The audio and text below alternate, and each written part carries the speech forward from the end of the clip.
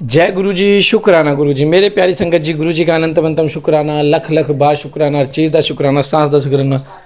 संगत जी, गुरु जी के साथ साथ आज आपको पंचमुखी हनुमान जी के भी दर्शन हो रहे होंगे, क्योंकि आज हनुमान जयंती है। हनुमान जयंती वाले दिन यह पाठ रिकॉर्ड हो रहा है। कितनी ब्लेसिंग है और कितनी अच्छी चीज़ है। कैसे हनुमान जयंती वाले दिन, क्योंकि हनुमान जी भी नटखट की वो लीलाएं करते रहते थे, और आज वही पाठ हमें सुनने को मिला है, माँ शिव का नटखट की लीलाएं। और गुरु जी के दर्शन तो सबको होते हैं, तो गुरु जी के दर्शन होते ही आप ना कमेंट किया करो प्यारा सा, चैनल को सब्सक्राइब करके बेल आइकन को प्रेस किया करो, ताकि कल आपको शाम को 5 बजे नोटिफिकेशन आ जाए नेक्स्ट डे की शिव पुराण के आगे अध्याय की। शिव पुराण हमारे चैनल पे कंटिन्यू चलेगी, लेकिन कंटिन्यू चलेगी इसका मतलब ये नहीं कि अब हम कभी भी सुन लेंगे वो भी सुन लेंगे, ऐसा नहीं। आज हमने पाठ डाला तो आज ही सुनो। हमारा 777 गुरु जी ब्लेस 777 परिवार है। इतना ब्लेस परिवार है क्योंकि 777 गुरु जी 777 हैं ब्लेसिंग्स। कितना अच्छी ब्लेसिंग है संगत जी। तीन ब्रह्मा विष्णु महेश तीनों की ब्लेसिंग है। हमारा ये परिवार है, कितना प्यारा परिवार है। तो संगत जी, हम आपके सामने सभी सेवाएं लेके आए हैं। सुखमनी साहिब, जपजी साहिब। मैं आपको फिर कहता हूँ, किसी भी संगत को सुखमनी साहिब की सेवा, जपजी साहिब की सेवा, चौपाई साहिब पाठ की सेवा या मंत्र जाप की सेवा, किसी भी संगत को कोई भी सेवा करनी हो, वो आप अपने वॉइस में रिकॉर्ड करके हमें भेज दें। हम आपका नाम के साथ सेवा को गुरु जी के आगे प्रस्तुत कर देंगे और चैनल पे लाइव कर देंगे सुबह के टाइम 7 बजे। और संगत जी, डेली शाम को 5 बजे चैनल पे लाइव होता है शिव पुराण का पाठ। तो बोलो जय गुरु जी। तो संगत जी, गुरु जी की महिमा बहुत अपरंपार है। गुरु जी परीक्षा भी लेते हैं और संगत जी गुरु जी साथ भी देते हैं, क्योंकि गुरु जी कभी साथ नहीं छोड़ेंगे। संगत जी, आपका हर कोई साथ छोड़ देगा, लेकिन संगत जी गुरु जी नहीं छोड़ेंगे। तो इसलिए गुरु जी का प्यारा सा कमेंट करके आज के पाठ में हाजिरी जरूर लगाएं। जय गुरु जी, शुक्राना गुरु जी। और आइए मंत्र जाप से गुरु जी आज का पाठ शुरू करते हैं। हनुमान जयंती वाले दिन ओम नमः शिवाय, शिव जी सदा सहाय। ओम नमः शिवाय, गुरु जी सदा सहाय। जय गुरु जी। जय गुरु जी। हिमवान का भगवान शिव के पास लगन पत्रिका भेजना, विवाह के लिए आवश्यक सामान जुटाना, मंगलाचार का आरंभ करना, उनका निमंत्रण पाक पर्वतों और नदियों का दिव्य रूप में आना, पूरी की सजावट था विश्वकर्मा द्वारा दिव्य मंडप एवं देवताओं के निवास के लिए दिव्य लोकों का निर्माण करवाना। नारद जी ने पूछा कि तात महाप्राज्ञ प्रभु, आप कृपा पूर्वक यह बताइए कि सप्तऋषियों के चले जाने पर हिमाचल ने क्या किया। ब्रह्मा जी ने कहा कि मुनीश्वर, अरुंधति सहित उन सप्तऋषियों के चले जाने पर हिमवान ने जो कार्य किया वह तुम्हें बता रहा हूँ।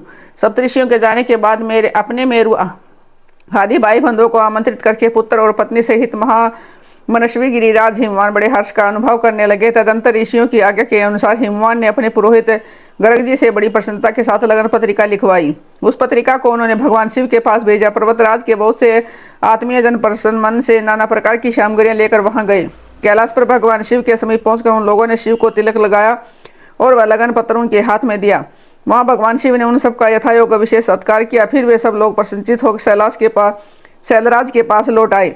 महेश्वर के द्वारा विशेष सम्मानित होकर बड़े हर्ष के साथ लौटे हुए उन लोगों को देखकर हिमवान के हृदय में अत्यंत हर्ष हुआ। तत्पश्चात आनंदित हो शैलराज ने नाना देशों में रहने वाले अपने बंधुओं को लिखित निमंत्रण भेजा, जो उन सबको सुख देने वाला था। इसके बाद वे बड़े आदर और उत्साह के साथ उत्तम अन्न एवं नाना प्रकार की विवाहोचित सामग्रियों का संग्रह करने लगे। उन्होंने चावल, गुड़, शक्कर, आटा, दूध, दही, घी, मिठाई, नमकीन पदार्थ, मक्खन, पकवान, महान स्वादिष्ट रस और नाना प्रकार के व्यंजन इतने अधिक एकत्रित कर लिए कि सूखे पदार्थों के पहाड़ खड़े हो गए और द्रव पदार्थों की बावड़ियां बन गई। शिव के पार्षदों और देवताओं के लिए हित कर नाना प्रकार की वस्तुएं, बाती बाती के बहुमूल्य वस्त्र, आग में तपाकर शुद्ध किए हुए सुवर्ण, रजत, विभिन्न प्रकार के मणि रत्न, इनका तथा अन्य उपयोगी द्रव्यों का विधि पूर्वक संग्रह करके गिरिराज ने मंगलकारी दिन में मांगलिक कृत्य करना आरंभ कर दिया। पर्वतराज के घर के स्त्रियों ने पार्वती का संस्कार करवाया। भांति भांति के आभूषणों से विभूषित राजभवन की उस सुंदरी स्त्रियों ने सानंद मंगल कार्य का संपादन किया। नगर के ब्राह्मणों की स्त्रियों ने बड़े हर्ष के साथ लोकाचार का अनुष्ठान किया। उसमें मंगल पूर्वक भांति भांति के उत्सव मनाए गए। हर्ष भरे हृदय से उत्तम मंगलाचार का संपादन करके हिमालय भी सर्वतोभावेन बड़े प्रसन्न हुए और अपने निमंत्रित बंधुजनों के आगमन की उत्सुकता पूर्वक प्रतीक्षा करने लगे।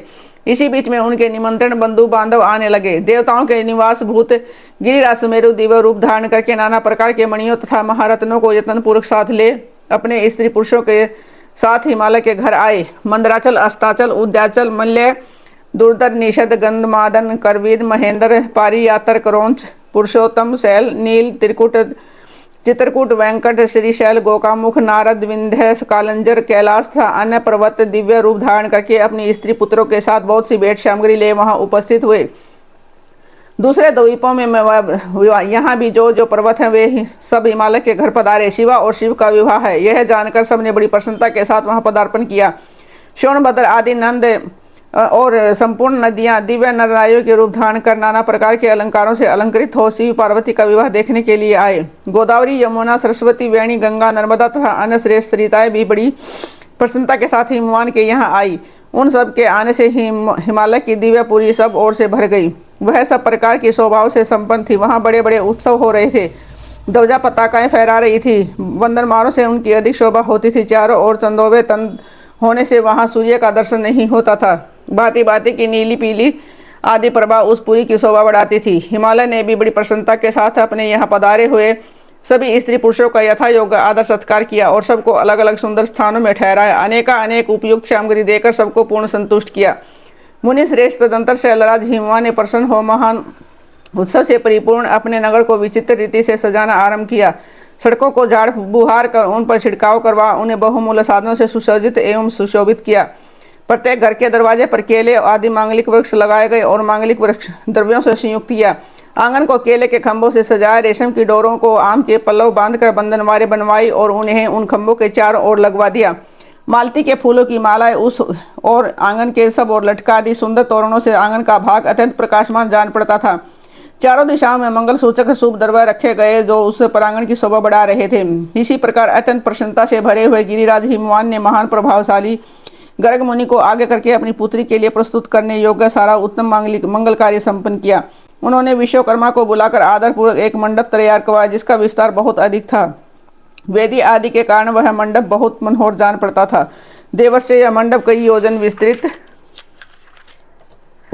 था। अनेक शुभ लक्षणों से युक्त नाना प्रकार के आश्चर्य से परिपूर्ण था। वहाँ स्थावर और जंगम सभी वस्तुएं कृत्रिम बनी थी परंतु असली वस्तुओं के समान प्रतीत होती थी।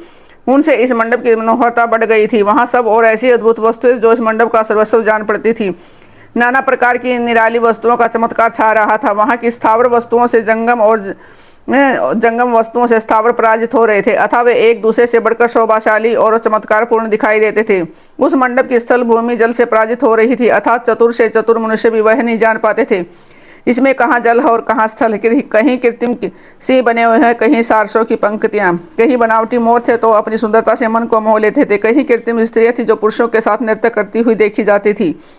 वे कृत्रिम होने पर भी सब लोगों की ओर देखती और उनके मन को मोह में डाल देती थी। उसी विधि से मनोहर द्वारपाल बने थे जो स्थावर होने पर भी जंगमों के समान जान पड़ते थे। वे अपने हाथों से धनुष उठाकर उन्हें खींचते देखे जाते थे।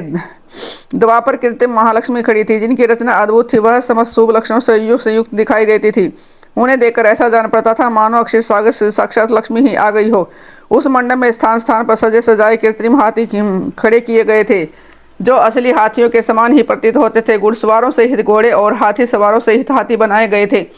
जहाँ जहाँ हाथियों सहित रथ बने थे वो कृत्रिम अश्वों से खींचे जाते थे। उन्हें देखकर लोगों को बड़ा आश्चर्य होता था। इनके सिवा दूसरे कृत्रिम वाहन भी वहाँ खड़े थे। पैदल सिपाहियों की कृत्रिम सेना भी वहाँ मौजूद थी। मुने प्रसन्नचित्त वाले विश्वकर्मा ने देवताओं और मुनियों को भी मोह लिया में डालने के लिए एक ऐसी अद्भुत रचनाएं की थी। मंडप के सबसे बड़े फाटक पर कृत्रिम नंदी खड़ा था जो शुद्ध सप्तिक मणि के समान उज्जवल कांति से शोभित होता था। भगवान शिव के वहाँ नंदी की जैसी आकृति है ठीक वैसा ही वह भी था। उस कृत्रिम नंदी के ऊपर रतन विभूषित महादिव्य पुष्पक शोभा पाता था जो पल्लवों तथा सफेद चामरों से सजाया गया था। उनके वाम पार्श्व में दो कृत्रिम हाथी खड़े थे जिनका रंग विशुद्ध केसर के समान था। वे 4 दांत वाले बनाए गए थे और 60 वर्ष के पाठों के समान दिखते थे। वे परस्पर स्नेह करते से प्रतीत होते थे। उनमें बड़ी चमक थी। इसी प्रकार सूर्य के समान अत्यंत प्रकाशमान 2 दिव्य असव भी विश्वकर्मा ने बनाए थे जो चवर से अलंकृत और दिव्य आभूषण से विभूषित थे। श्रेष्ठ रत्नमय आभूषणों से संपन्न कवचधारी लोकपाल तथा संपूर्ण देवता भी वहाँ विश्वकर्मा द्वारा रचे गए जो ठीक उन्हीं लोकपालों और देवताओं से मिलते जुलते थे। उसी तरह भृंगु आदि समस्त पोधन ऋषि अनन्य उपदेवता और सिद्ध भी उनके द्वारा वहाँ निर्मित हुए थे।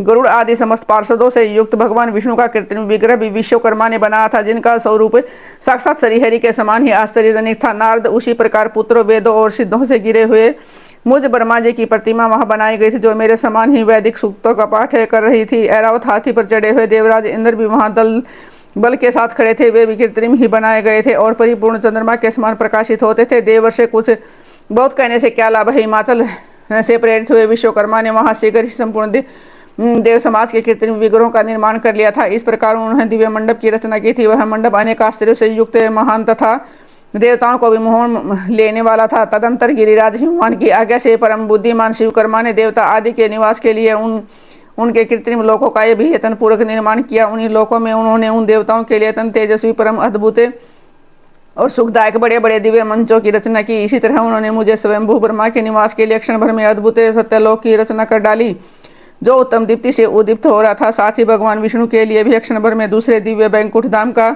निर्माण कर दिया, जो परम उज्ज्वल तथा नाना प्रकार के आश्चर्य से परिपूर्ण था। इसी तरह विश्वकर्मा ने देवराज इंद्र के लिए भी दिव्य, अद्भुत, उत्तम एवं समस्त ऐश्वर्यों से संपन्न ग्रह की रचना की। अन्य लोकपालों के लिए भी उन्होंने प्रसन्नतापूर्वक बड़े सुंदर, दिव्य, अद्भुत एवं बड़े बड़े भवन बनाए। फिर क्रमशः समस्त देवताओं के लिए भी उन्होंने क्रमशः विचित्र घरों का निर्माण किया। परम बुद्धिमान विश्वकर्मा को भगवान शंकर का वह महान वर प्राप्त था, इसलिए उन्होंने शिव के संतोष के लिए क्षण भर में सब वस्तुओं की रचना कर डाली।